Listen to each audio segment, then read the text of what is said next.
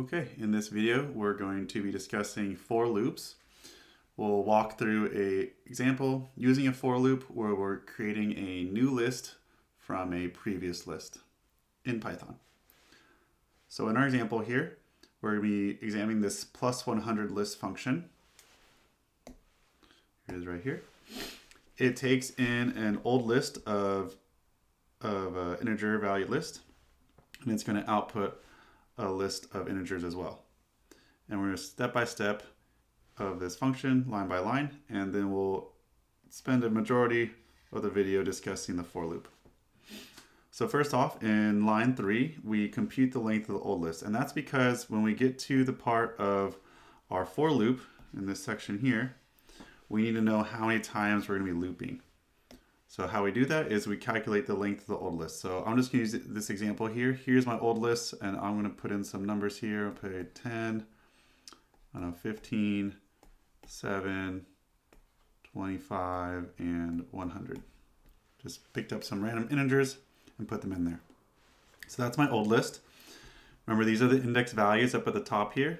So this is index 0, index 1, 2, 3, and 4. And these are the values inside them. So these are values. And those top ones are indexes. Anyway, so on line 4 here, we're going to calculate the old list length.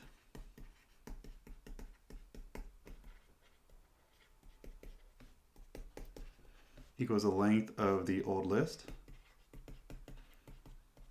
And what that's going to do is going to return the length of this list, which is 1, 2, 3, 4, 5. So old list length is really equal to 5.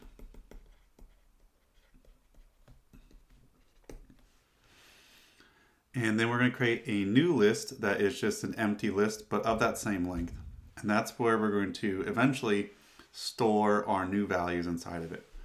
So we have a new list, and it's really just getting ready to store values in it. So for now, we're just going to put none inside of each of this. And basically that's just saying create an empty list of the same size. That's what line 7 is doing. And I'll put on top the indexes here. All right. And now we're going to do the for loop part. So starting on line 11 here, it says for I in range old list length. So this is for I in range. And what is the old list length equal to? Well, we just discovered at the top that it's equal to 5 because that's the length of our list. So that's really what's going in there. Even though it says old list length right here, that's really what the value is of it. So that means we're going to be looping for 5 times. Remember, range 5 creates a sequence. So range 5 on the side here. This really just creates a sequence of numbers 0, 1, 2, 3, 4. So keep that in mind.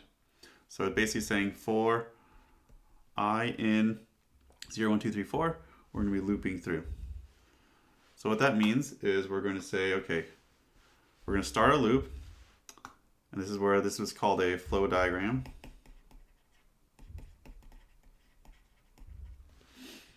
We start the loop where it says for I in range 5. I equals 0 because that's the first number in our sequence. So I equals 0. And then we go down here and we say, is I in the range of old list length? Is I in the range of old list length? Well, yeah, it is, because range of old list length, I'm just going to write this here, is a sequence, well, 0, 1, 2, 3, 4. So 0, right now I equals 0, and it's in this, so we're going to say yes. So that means we go down here, we go into the for loop now, true, and we do these 3 lines of code, which is the same 3 lines of code that I have here in this section. So let's break down what that's happening in those 3 lines of code. So I'm going to say first iteration, so I equals 0, and we have previous value equals the old list of I. But we know I is 0, so I'm just going to say for now this is really just 0 because I is 0. What does that mean?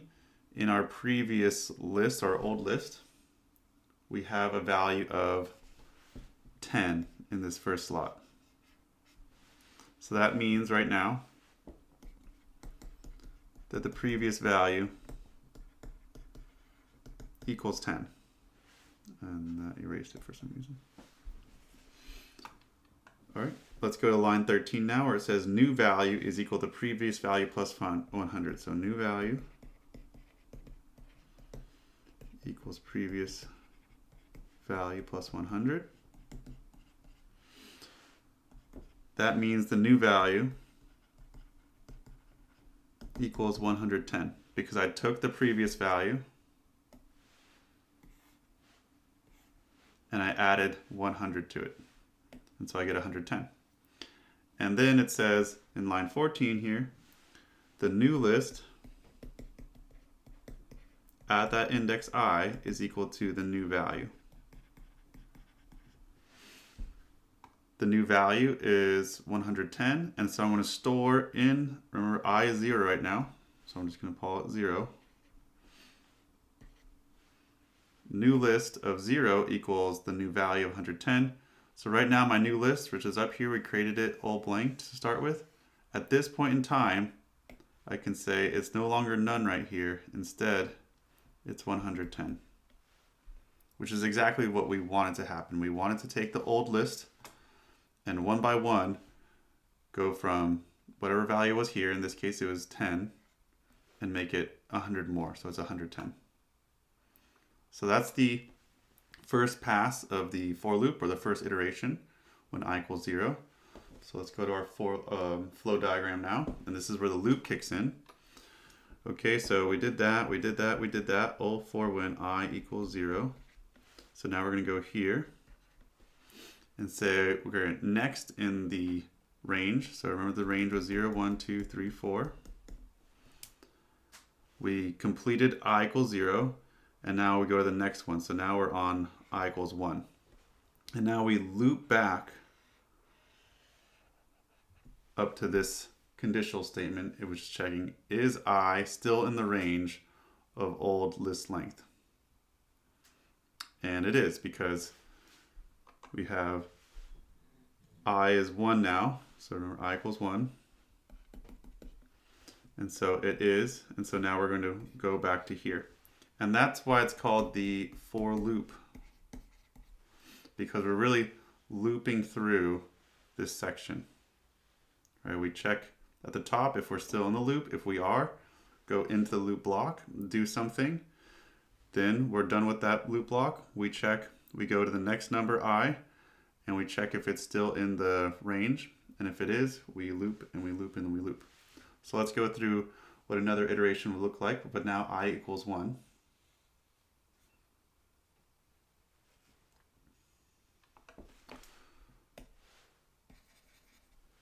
All right, so I equals 1 now. Everything's the same except these purple numbers here are going to be replaced with 1 because that's what I is now. Okay, so now we just have to go through it again. Previous value equals the old list at index 1. At index 1 we have 15. That means previous value equals 15. And now we say new value equals previous value plus 100. So we're going to say, okay, well, it's 15 plus 100, so the new value is no longer 110, but it's 115. And then we say, okay, now the new value, the new list at index 1 is the new value we just computed. That means we go to our new list. We say, okay, it's no longer none. It now has a value, and that value is 115. And again, that's exactly what we wanted to happen. We wanted to go to the next number in our list, see what it is, get it, add 100 to it, and then store it in this new value or new list here. So really what's going to come next is I equals 2. When I equals 2, we'll do the same thing with 7. So I'll do it one more time and then we'll just talk about what the rest will happen.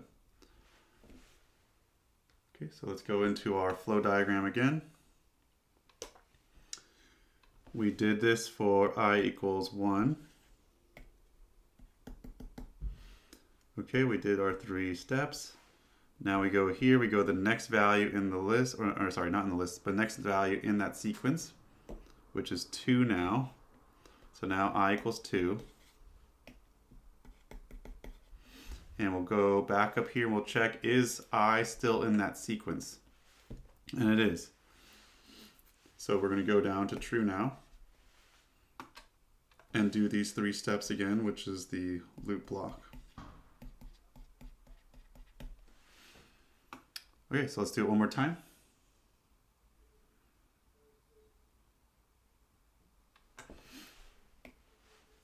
So I equals 2 now.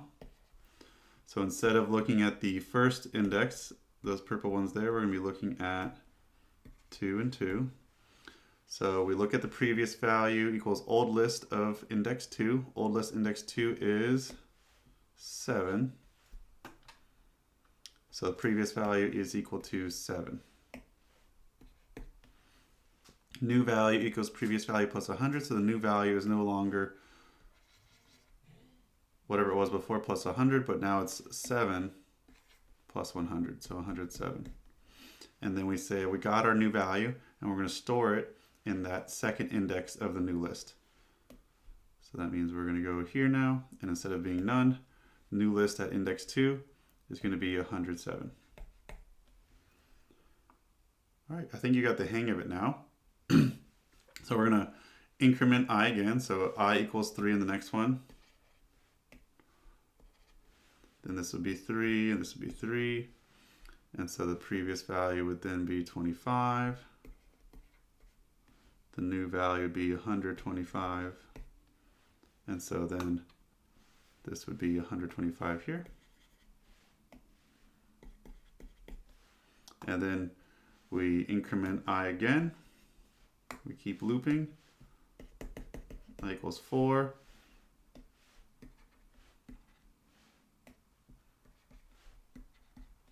So we grab the previous value, whatever was on the old list at index 4. The old list at index 4 was 100.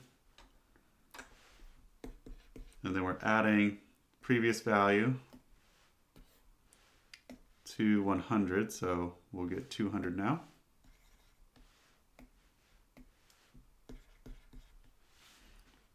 And so the new list index 4 is the new value, which we just computed as 200. It becomes 200. Okay, and now you think, okay, we should be done with our looping now because we've reached the end of it. And that's exactly what our flow diagram is going to say to us. So let's just recap what it says. So we finish it now with I equals 4. And we're going to so we finished it with 3, 2, and 4. So now it's going to go to the next one. In Python, technically it doesn't go to the next one, but in a lot of languages it does. It increments I by whatever's next. So I going to go to 5 now. And we go to our conditional, and it says I in range. Is it still in this sequence that we defined in the beginning? No, 5 is not. It is outside of that. So that means we don't go to true. We say, oh, that's false. We're basically saying we've reached the end of our sequence of i's, our sequence of index values. We looped enough, and so now we go here instead. And what that says is stop and exit the loop. And so we're all done with our loop there. And so what do we get at the very end then? At this point in time, once we're done with our loop, so when we're done with our loop, we have new list is really equal to the one I just wrote here, which is 110, 115, 107, 105.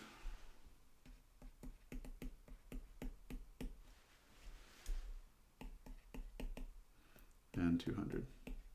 And then our function returns that new list. So at the end, we get exactly what we wanted, which was a new list, which everything is just 100 more than what we started with. Exactly what we wanted. We started with an old list. These were the list, and those are the values inside of it. And by the end of our function, we've come out with this new list, which is everything plus 100.